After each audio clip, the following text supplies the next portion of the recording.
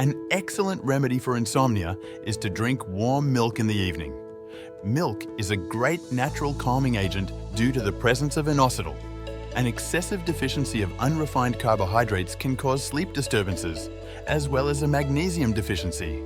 Vitamin B6 deficiency can also cause nervous disorders and insomnia. We find vitamin B6 in whole grains, wheat sprouts, yeasts, egg yolk, liver, and soy. Excess copper, caused for example by the high consumption of peanuts, can prevent good sleep.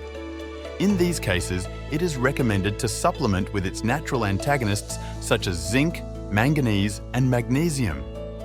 It is very helpful to consume foods that naturally contain melatonin such as oats, corn, apples, cherries, ginger, bananas, pineapple, and walnuts.